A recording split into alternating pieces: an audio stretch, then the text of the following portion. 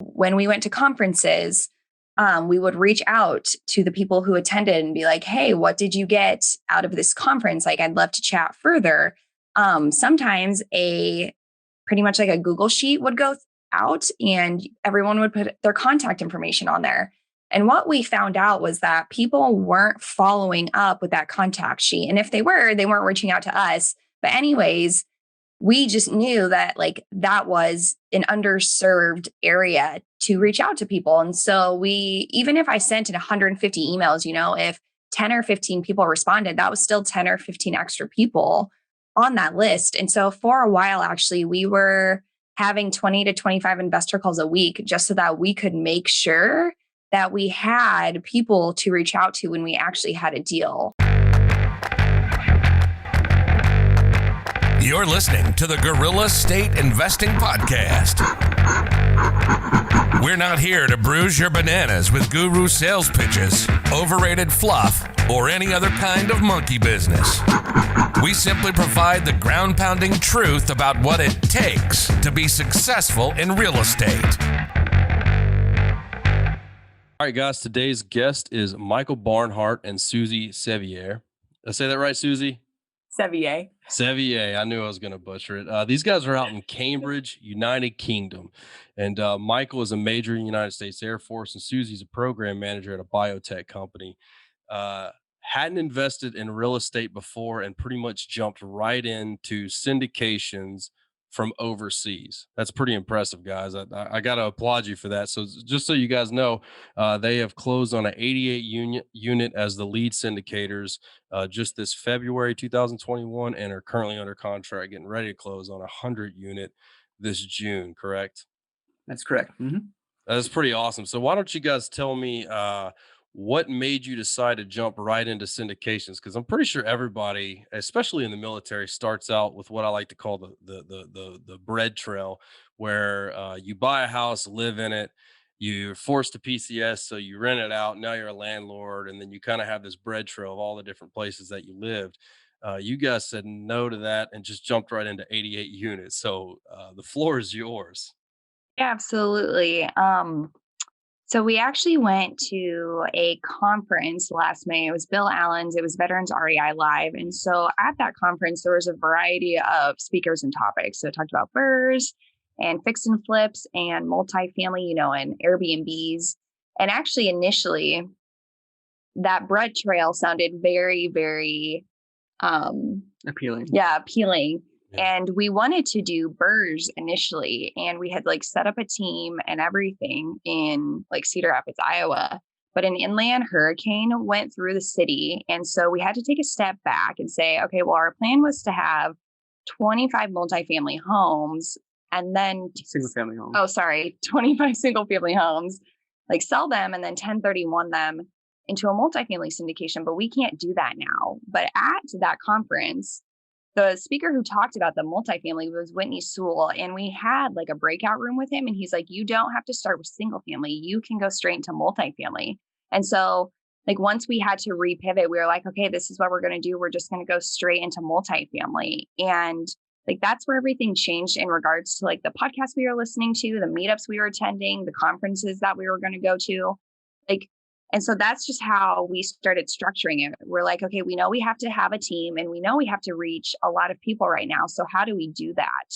And so that's really what made us jump straight into it. But now that we have done it, it is definitely very possible, because even with the BRRRR journey that we thought we were going to go on, you still have to do all the education and such. The biggest difference, is just setting up that team and putting yourself out there. But there's no right time to start to do that. You just have to do it. And so that's why it's very possible for anyone to just start with multifamily. I 100% agree. And, one of my favorite quotes is everything that you want in life is just outside of your comfort zone. You ever heard that one? Yep, absolutely. Yeah, that is my favorite. I talk about comfort zone quite a bit, and it just, you guys are the epitome of, living in the UK. Why don't we invest back in the United States? And by the way, let's go do large multifamily buildings. But why do you think you guys came up with the plan of 25 single family homes? What was the mindset pushing you to 25 single family homes before you jumped into multifamily? Yeah, so I think the biggest thing was that we were like, hey, we can do this ourselves. Save up some money for the down payment. And then, with the burst strategy, you can kind of like deploy some capital and then recapture that capital when you refinance. And then we're like, well, in 5 years, we can do 5 a year was our plan. And then 25. And I was like, well, that'll be enough. We will capture enough equity at that point, with the burst strategy to then 1031 into a larger multifamily. And so like, we're like, well, that we can do that ourselves. And that, I think that's what made us the most comfortable with thinking about starting with single family first. But then it was just a limiting belief for us, right? Like we didn't realize that, setting up a team and networking and meeting partners and things like that was just as easy, if not easier than single family.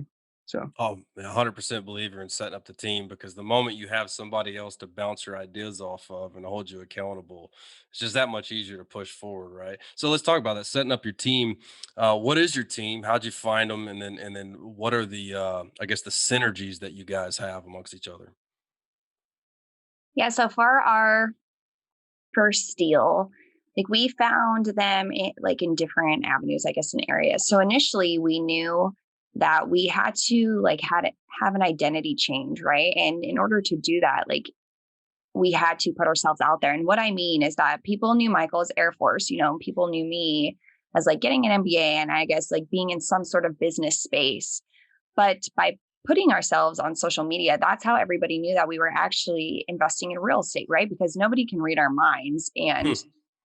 and so while doing that, it wasn't just like, hey, we're in real estate. Hey, we're in real estate. It was like writing blog articles and like resharing the events that we were attending and, like taking screenshots of the attendees and then writing what we learned. So it was like those little ways of expressing like, oh, this is what we're interested in, because when people see it enough, they're going to reach out and be like, hey, what is happening here, And that's initially how we found our boots in the ground.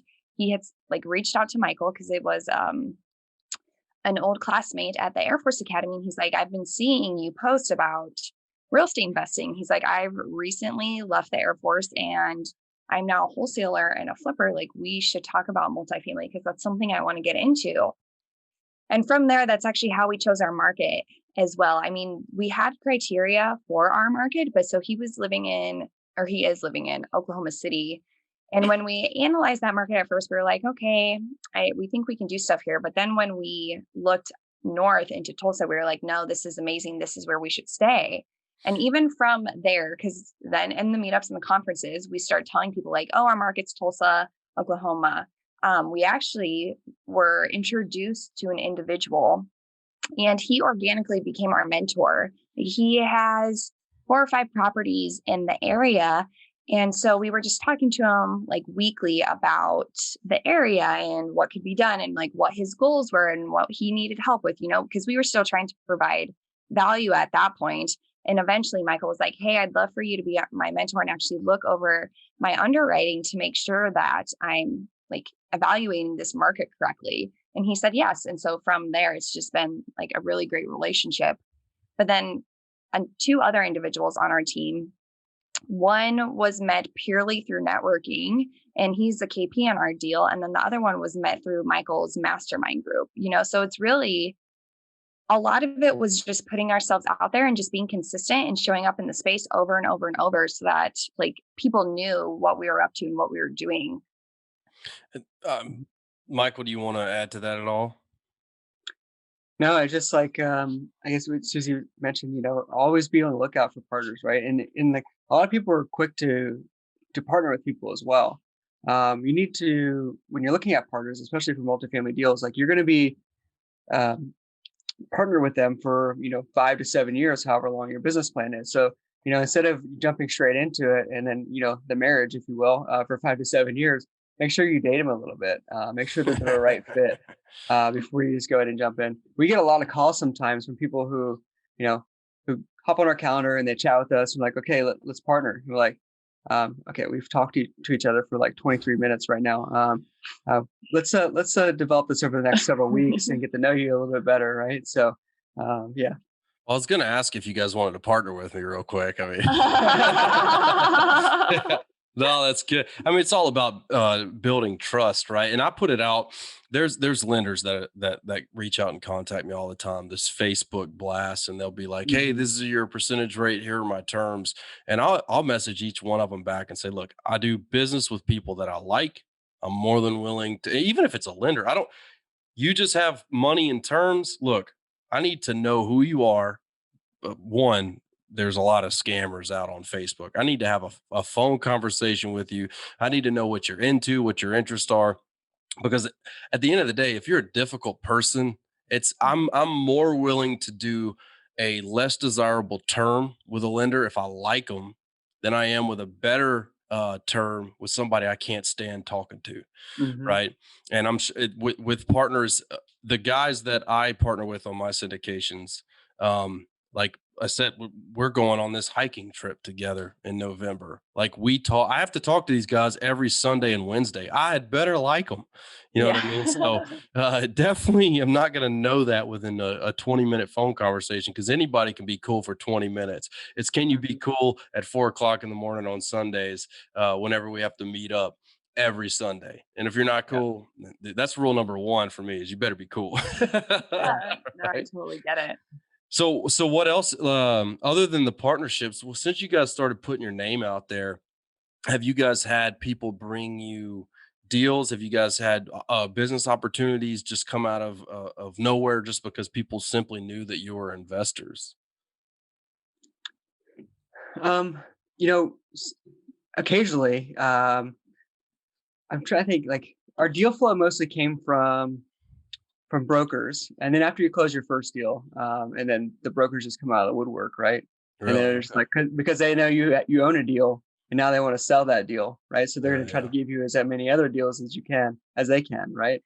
Um, as far as other vendors and stuff like that, we met a lot of our vendors, through just networking as well, and then our mentor through just organic introductions there. But even like to stand out with the brokers, right? Because like that's a big part to discuss. Because at the beginning, there are so many of us and not very many of them. And so, like, what Michael did to stand out is that like he pretty much created a cover sheet. And on this cover sheet, it had like all our bios, it had the lender that we had been chatting with, it had the property manager that we had been chatting with, just so that we could prove, like, hey, like we are serious about it. We have been talking to like other parts, of the team, because the team also isn't just like the people that you bring on, like for the general partnership team, right? It is the lender, it is the broker. I mean, it's title and the SEC attorney and the regular real estate attorney and your property manager. And so just to show like, no, we are serious about this, even though we are in the UK.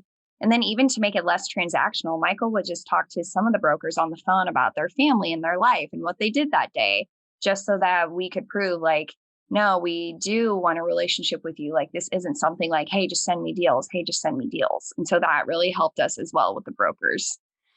Absolutely. It's about relationships, right? And putting your name out without putting your name out there, no one knows to create a relationship with you, or at least isn't going to give it the time because they don't see the return on investment of their time as Hmm. well. The reason I asked that is because the first I invested for 5 years just by myself, right? Or I should say, me and my wife, we invested in multifamily. We kind of started out multifamily, but for 5 years, I didn't tell anybody I was investing. And part of that to me was I was kind of like afraid what the military's perception would be on what my priorities were. So I kind of kept it as like, it's my side hustle, but I don't really want anybody to know that I'm doing it. But the first post that I actually made was on Facebook.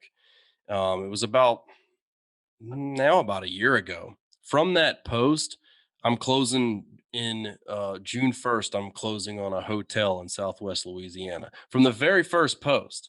Now that was 8 months ago. The person that brought a deal to me was not in real estate, but his parents owned property down in Louisiana.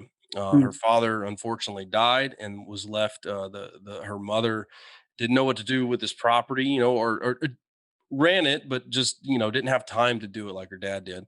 And so the first person that they thought about was me because I'm friends with them. And I put my name out there saying I invest in real estate. And, if you're interested in investing in real estate, give me a call or whatever. And that brought me a hotel that I'm closing on in Southwest Louisiana. You know what I mean? Like if I'd have kept basically keeping it under the wraps, I would still be searching the MLS, or you know what I mean? So Mhm. putting your name out there is huge. Exactly why I started this podcast, exactly why you guys are on this podcast, so that people know what you're doing and they know why they need to reach out to you and what to bring you. Right. So that's awesome. Yeah. So you guys had built your team. You said that you had a guy who was into fix and flips. You had a guy who kind of was your mentor and double checked your underwriting. But how did that lead to that first 88 unit syndication that you closed on in February? Yeah. So because we were, as Susie mentioned, like I reached out to a bunch of brokers, providing that cover sheet, which it gets them to at least answer the phone when you call, right? So that gets your foot in the door. But then you have to do, it's still like an uphill battle to develop those relationships.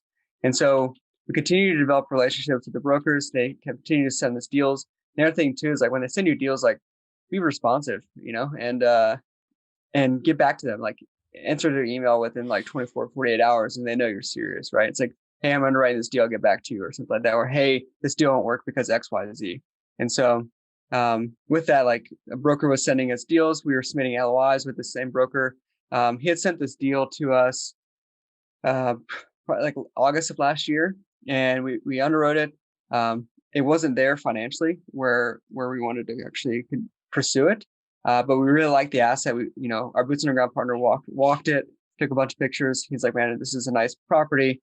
And I was like, yeah, it just doesn't work financially right now, just because of where they were, occupancy and stuff like that.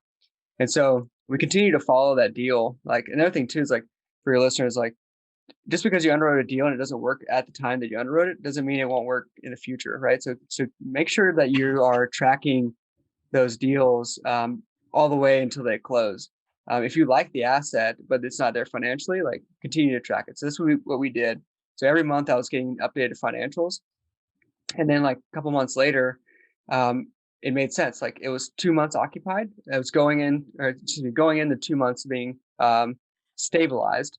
And so it was stabilized is 90% occupancy for at least 90 days is what the agency debt requires. And so we knew it was getting close.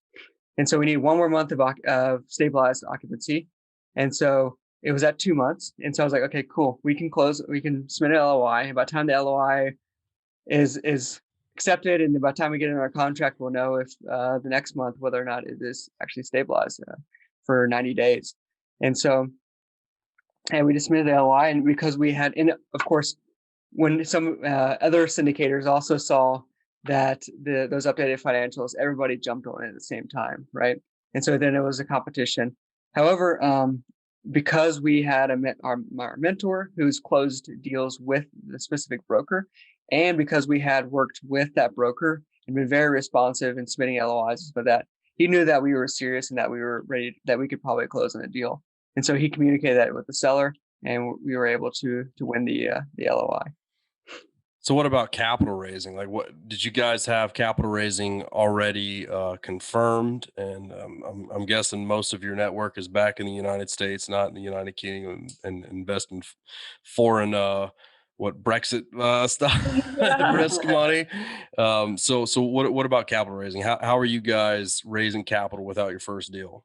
Yeah, so that was a very adventurous process, to say the least. So right away, like even when we had thought we were going to do BRRRRs, because like a big thing about that is using other people's money, we found out like right away that our friends and family were not going to be people who were going to be investing, at least right away.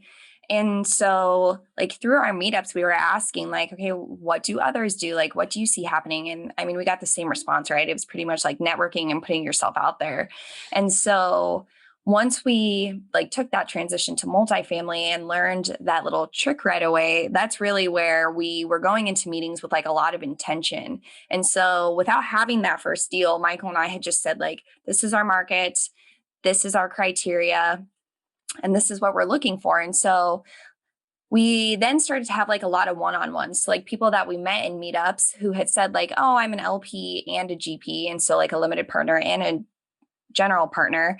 We were like, cool, like let's have a one-on-one to see if our goals align. When we went to conferences, we would reach out to the people who attended and be like, hey, what did you get out of this conference? Like, I'd love to chat further. Sometimes pretty much like a Google sheet would go out and everyone would put their contact information on there.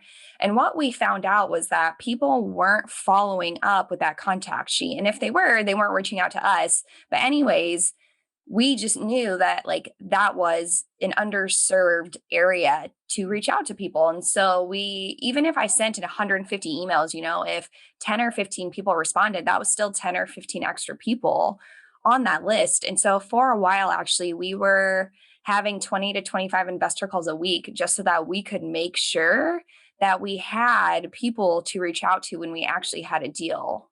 Because the first one was a 506B. And so, you have to have that relationship beforehand. So it was a lot of late nights and early mornings so that we could make sure that when we submitted the LOI, we knew that we had the backing for it. Did you guys basically, how long, once you guys got the LOI accepted, got it under contract, were you guys financed? So we signed.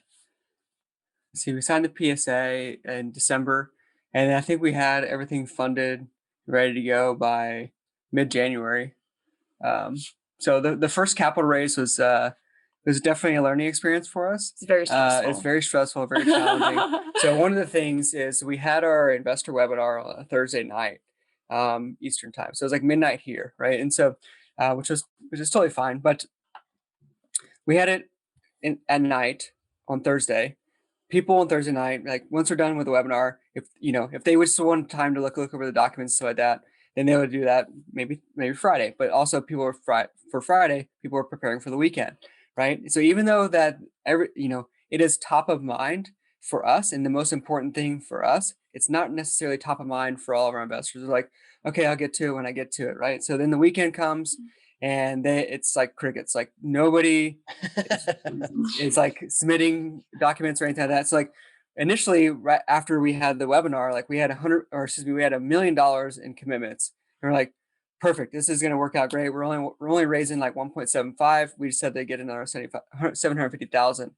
But then it was like nothing over the weekend. Friday night, Saturday, Sunday, like crickets, like nobody's responding. And we're like, oh man, and like.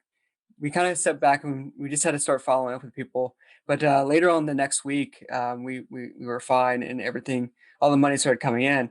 But there was like an initial freak out moment where we're like, well, I don't know if we can find another $750,000.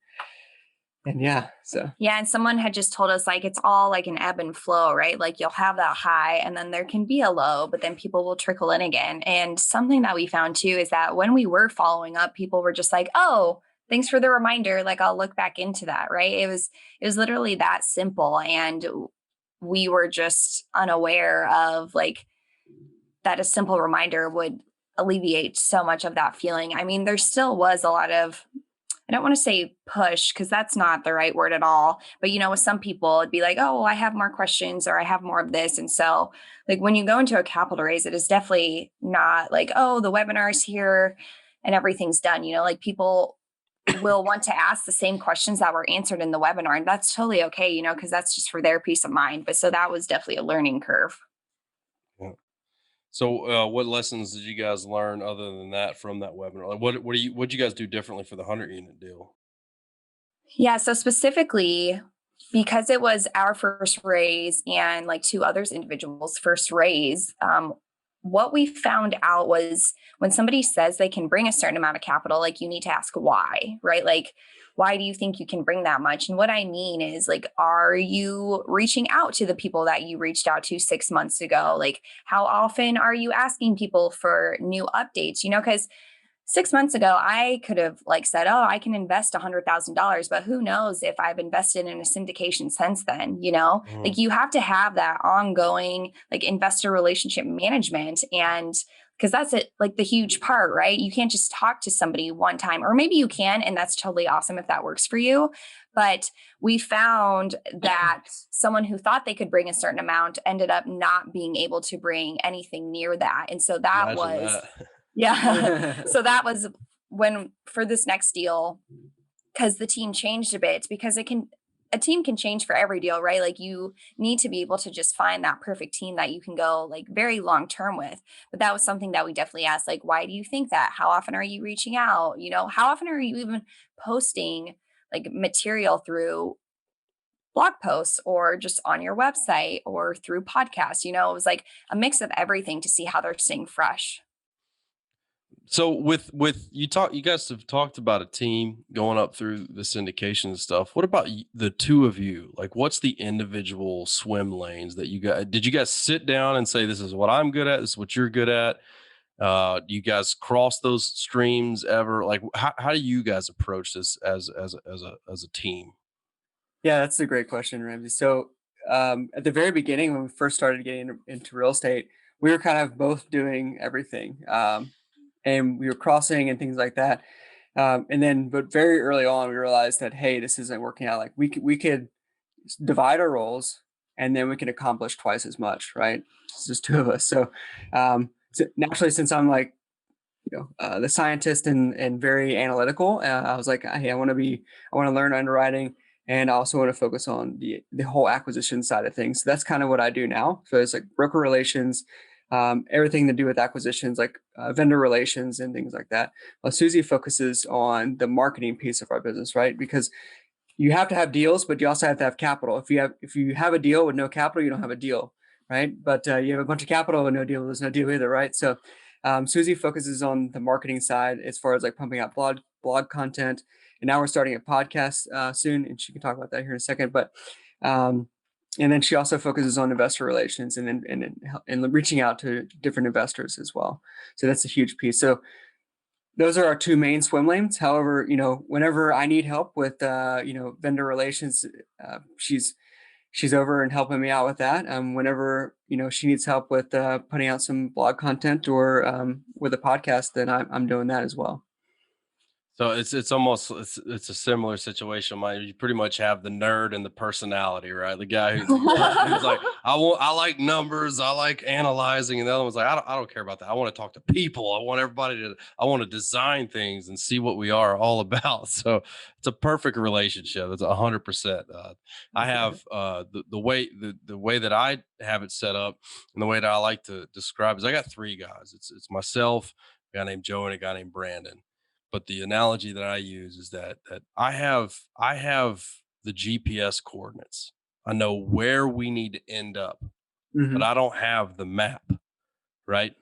And my buddy Joey, he's got the map. He knows the terrain, he knows the resources available, he knows the locals, he knows where to go to get what we need to get it done. But he doesn't know the path. And my Brandon, he is the task management. He knows this is the first step we need to take. This is the direction we need to be in to get to the destination that I've put together. So our team is a perfect combination, and we all kind of understand who does what. And whenever I started, because I put together our real focus company, our syndication company, and I started thinking about what am I good at, what am I horrible at.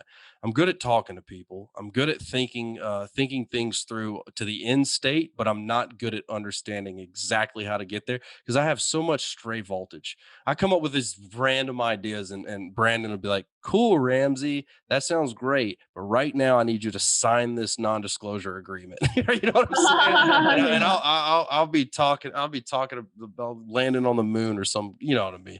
But Yeah. so it's a great checks and balances team, and it seems like you guys have. I think you have to have that. If you and your partner have the same skill sets, then you're just gonna butt heads all the time because you don't complement each other at all. Exactly. So that's awesome that you guys do that.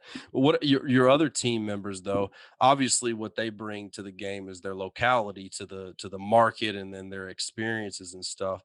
Why do you think they partnered with you though? I mean, like, if somebody out of the UK completely far away called me up and said that they wanted to partner with me, and I was already in the area and I had the experience, what do you think would make me want to partner with them? And how do you guys think you pulled it off?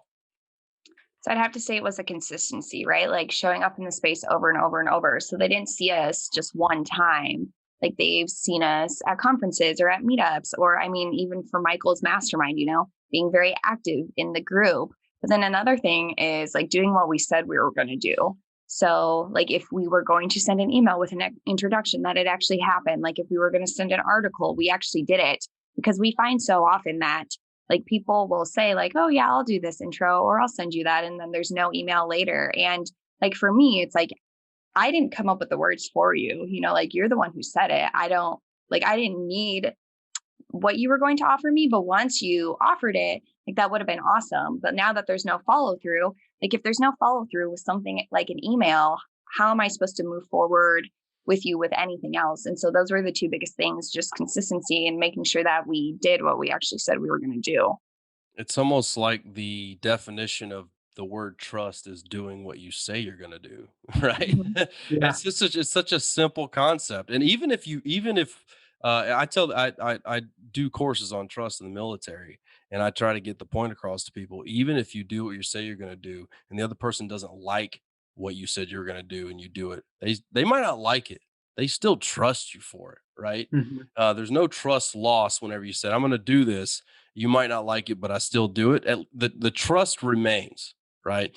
And 100%. There's a lot of fluff in real estate. There's a lot of people who just come in and out of your life in like 30 seconds, and they tell you what you want to hear, but once they're gone, there's no follow up. I don't even know why you would invest that 30 seconds into that relationship, because it means nothing.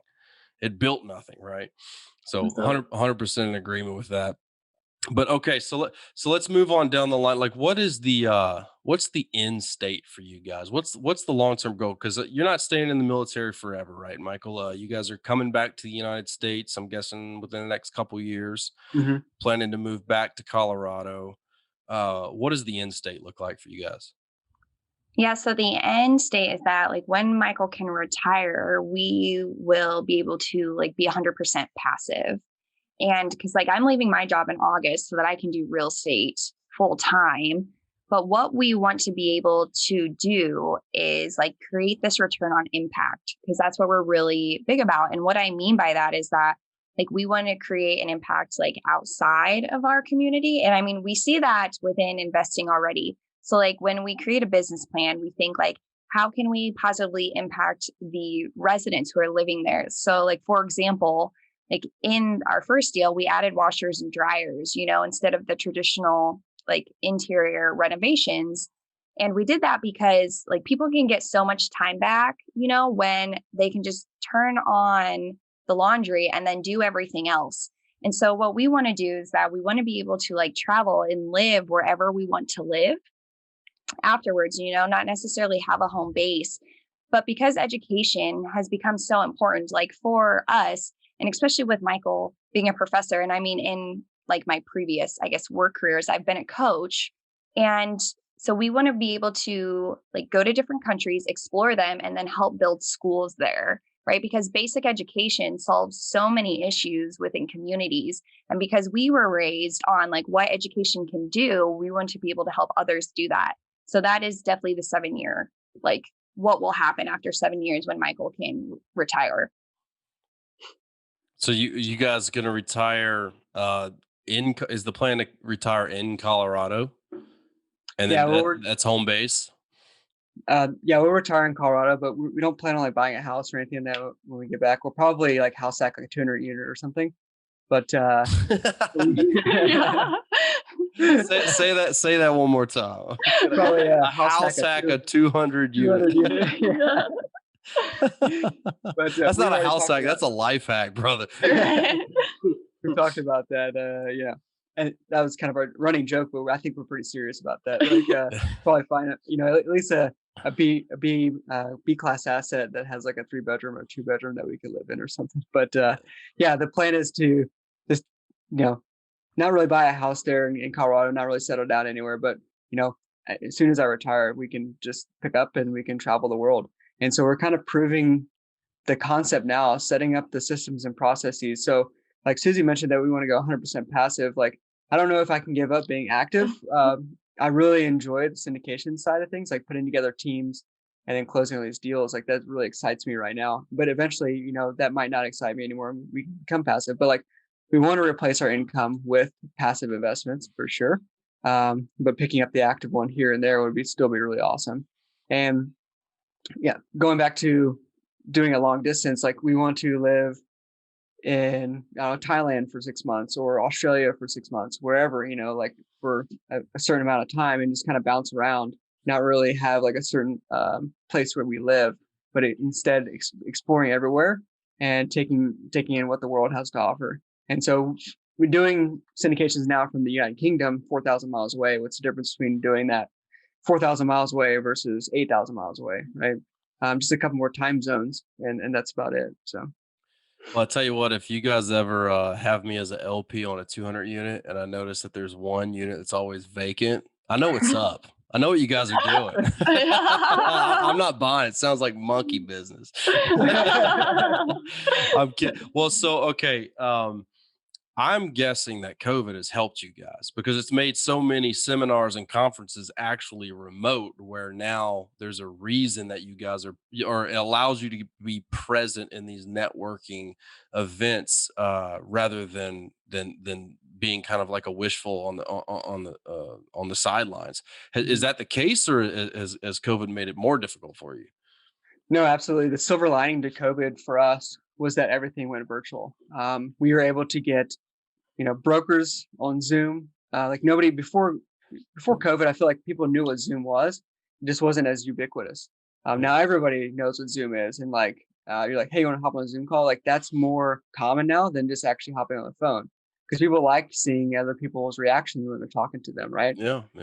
Face to face. And so brokers hop on Zoom, vendors hop on Zoom, and potential limited partners.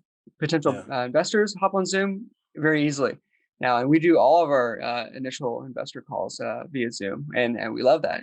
Like they get to see us and things like that. We couldn't meet for coffee, and we couldn't meet for lunch or things like that. But yeah, COVID has just opened up this. Like I said, the silver lining to that is it's really opened up this whole virtual world where it made it possible for us to invest in the US from the UK.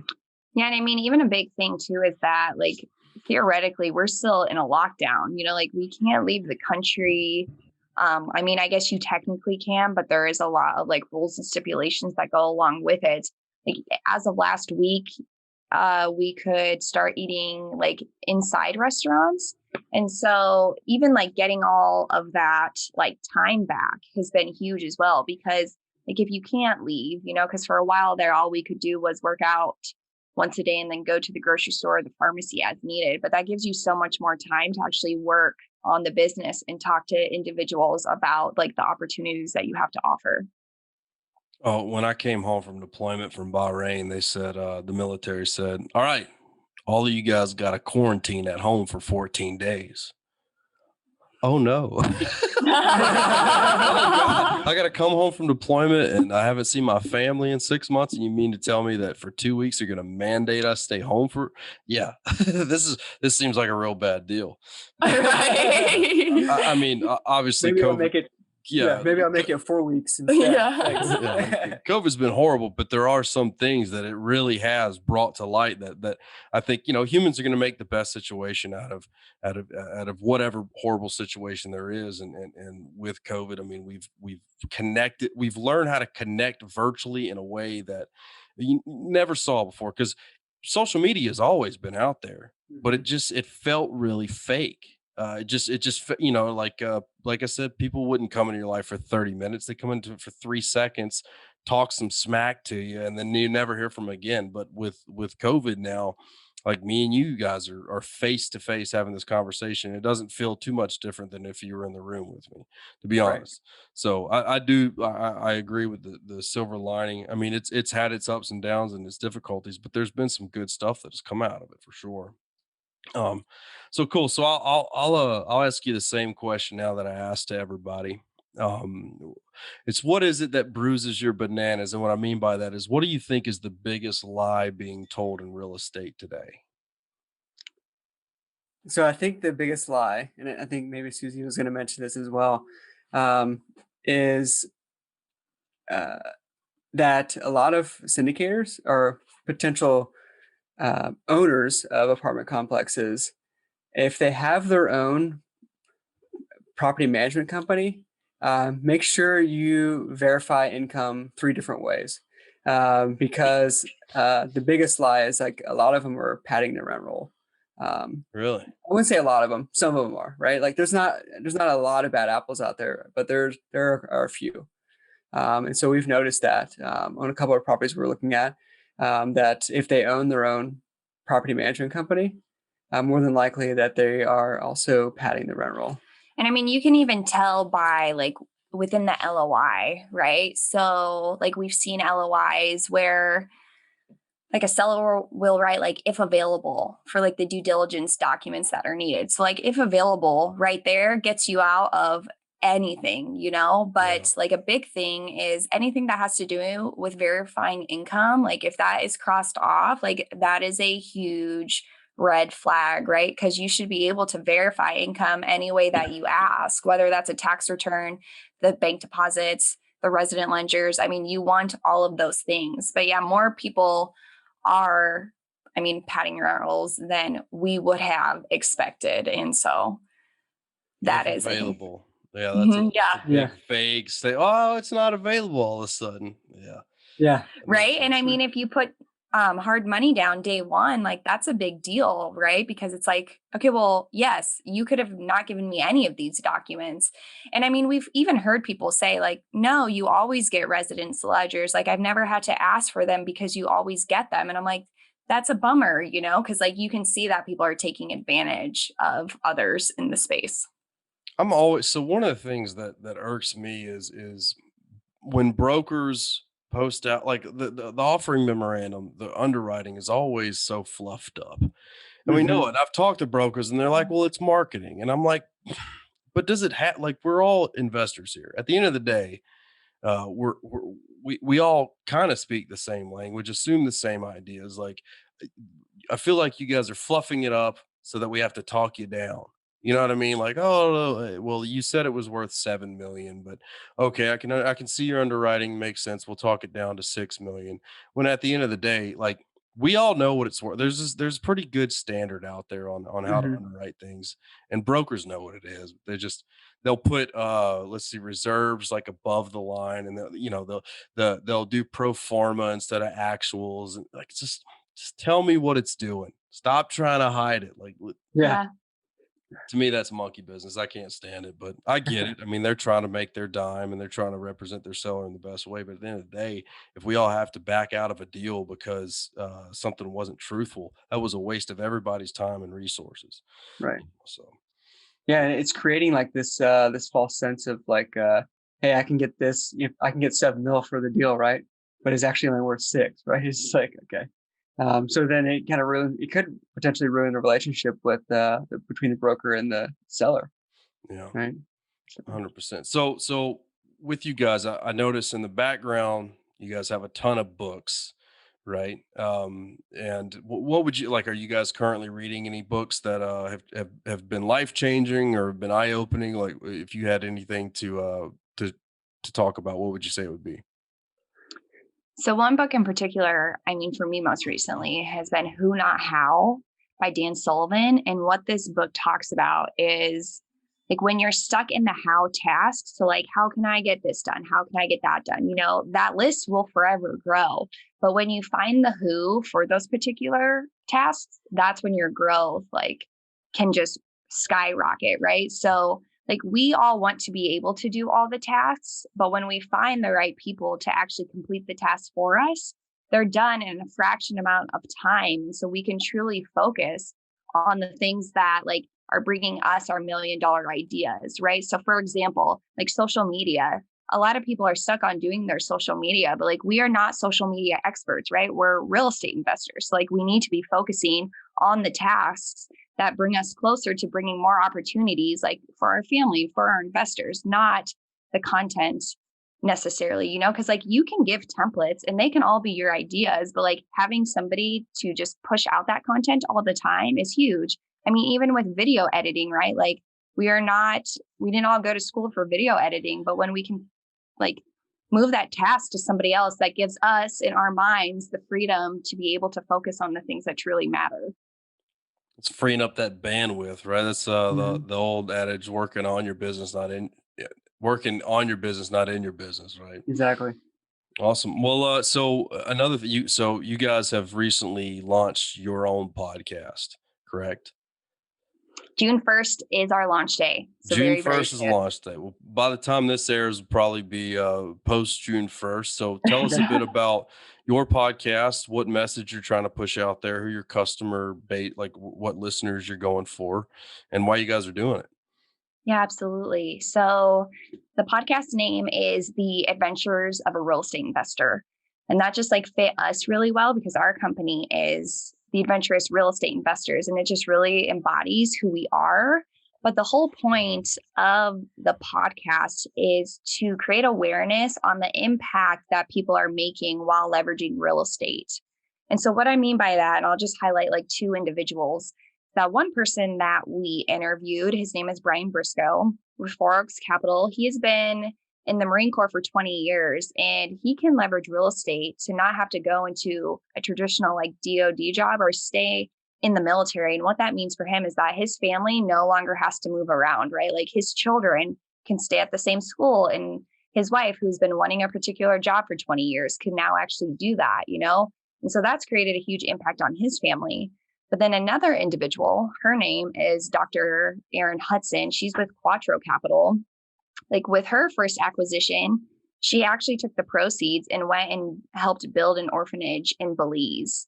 And so like that's truly what her family cares about. And so it can be for active or passive investors, but I just want other individuals, or we want other individuals to know that like if you're out there and you're wanting to find a way to make an impact somehow, like real estate can help you do that. And it can help you do that in great, great ways. And like, there's almost 8 billion people in the world, right? But if we all did a 1% positive impact on somebody, like that ripple effect would be huge. And so it's just showing that impact can be made anywhere, right? And I mean, I even mentioned this earlier, but like with real estate investing, you know, you can definitely impact the residents who live there, but you impact the limited partners, you impact the broker, the property manager. It's the spectrum is just huge. You know, if you do it the right way, like you can help change a lot of people's lives. And so that's the message that we're trying to get out there. Yeah. And to sum that up, like a lot of real estate investors, they focus on ROI, right? Return on investment.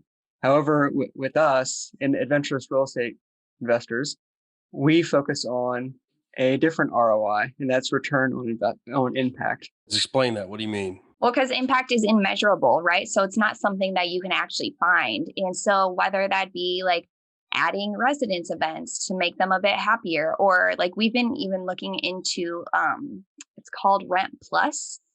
And what that is that people's rent is tied to like a credit bureau system so that they can slowly build credit while they are renting out an apartment, right? Because that's a huge thing. I mean, even for me, so I've never actually owned a home before.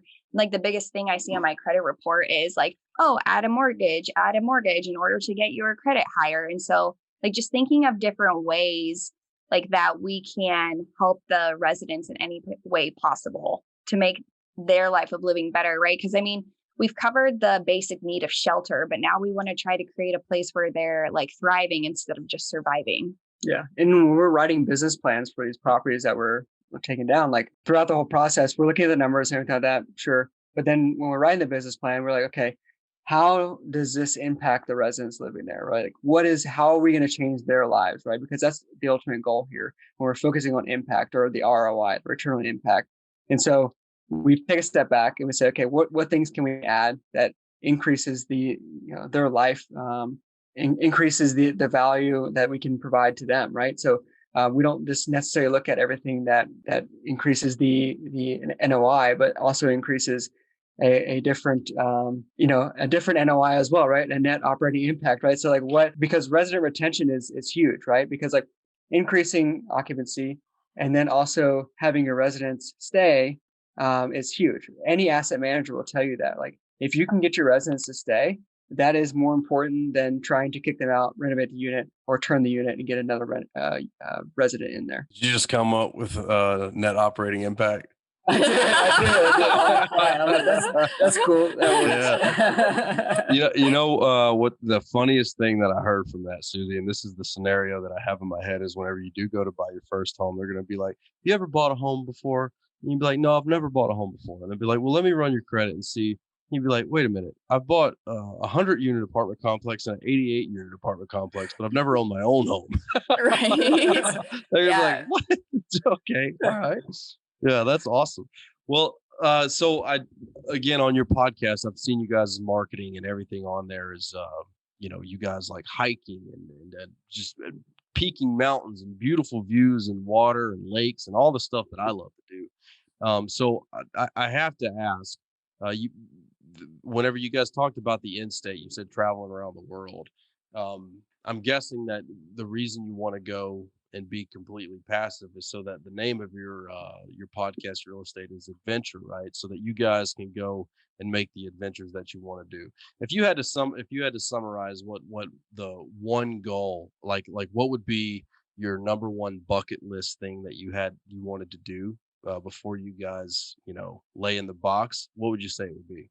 For me, so I'm a rescue scuba diver, and so I've always wanted to be a dive master, like get my dive master certification. But like in the military, you don't have the option to take like 6 to 8 weeks off, right, to actually get that done. And so that is my number one thing on my bucket list. When I retire, is immediately go do that and get my dive master certification. And what, like, do you have a trip that you want to go on to dive at, or no? Nothing specific right now. So yeah. What about I you, mean, Suzy? for me, if I could pick anything, then I want to hike the highest peak in every single country. There's 128 countries. Is that right? Yeah. No, there's like 140 or something. No, I think it's 196. I'm glad that you're all guessing numbers now. It could be 208 though. It's one of those two.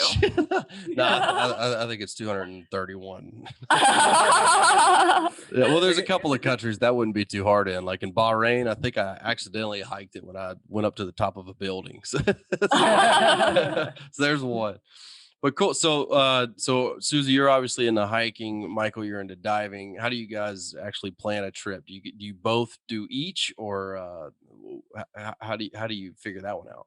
No, I mean, I think each trip has like its own plan, right? So like if we're going to go dive, then the plan is pretty much planned around that. And we'll choose areas where diving is like the main thing to do. And I mean, even for example, right, like this next weekend, like we're going up to Yorkshire, and the whole point there is that there's like a 3 peak challenge. And so that day is just going to be 25 miles of hiking in one day. And so I think they're very like spread out. Do you smoke, Michael, on the hikes? No, we hang out the whole time. Mike, I think she's reducing her pace so that you don't feel bad, brother. That's good, guys. Well, hey, I think we're going to wrap up the show with asking you guys, if people want to get a hold to you, want to invest with you, want to learn more about you, how can they do so? Yeah, absolutely. So they can go to our website. It's adventurousrei.com, and there you can learn more about the impact that we're trying to create in the world. But we actually also have 2 guides that we'd like to give away, and depending on like where you are in your investing journey, right? So one is how to passively invest from anywhere in the world. And to find that, you'd go to adventurousrei.com/guide. And then for the active syndicator who is wanting to get into this space, like what we did with our first acquisition is that we went through all of our emails and like made a 215-point checklist of like all the things that we experienced and like the paperwork that we needed or what order it kind of had to go in. And yes, obviously it'll change with each acquisition, but we did the best that we could to like create that checklist for syndicators getting into the game. And you can find that at adventurousrei.com/checklist. All right. Sounds good. What about your social? Do you guys have Facebook, Instagram, anything like that? Yeah, absolutely. So we're active. I'm really active on LinkedIn. That's kind of my medium. So you can check me out, just Michael Barnhart. And to mention that, we're on your show, Ramsey, and so that we know where you're linking up with us from. And Suzy's also very active on LinkedIn. That's probably the best way to get a hold of us. Yeah. And if you just want to see more about like our adventures, we do have an Instagram, and it is adventurous.rei. Suzy and Michael, this has been an awesome show. I got to thank you guys for coming on, and I hope to see you again out there at any of the conferences once they actually get to meet in person. So thanks again. Yeah, thanks, Ramsey. It was so much fun being on your podcast. Thanks for listening to the Gorilla State Investing Podcast, where we give you the ground-pounding truth about what it takes to be successful in real estate. Learn more at realfocus.org/Gorilla State Pod.